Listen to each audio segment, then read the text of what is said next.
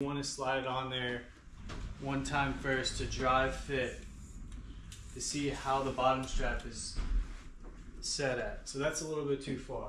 So what I want to do is pull it back out, look at my strap length, and push the tab in and pull it a bit.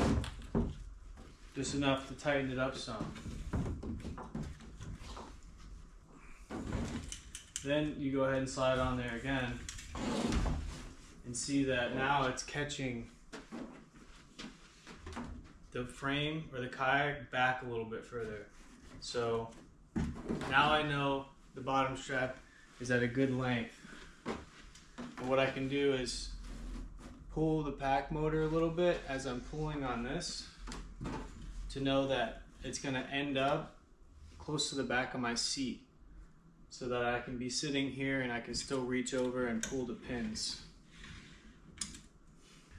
Now I want to show how you attach the cam buckle to your kayak and how you can loop it through this strap to pull your PacMotor tight. So the cam buckle comes like this and it has a loop right here, and what you can do is you can find a place in your kayak where you will wrap it around something and pull this cam buckle through this loop to make a noose like this. And so what I do with this kayak is I find the handle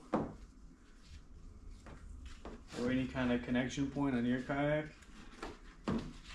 loop it through,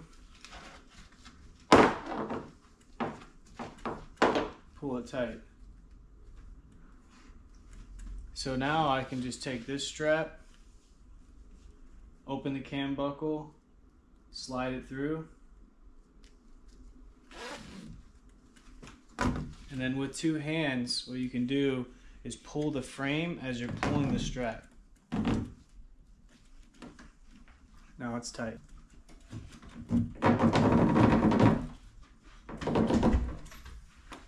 And what you can do is make sure that this excess is either cut off if you know you're not going to adjust it anymore, or what I like to do is just pull it up and just slide it through anywhere and just loop it off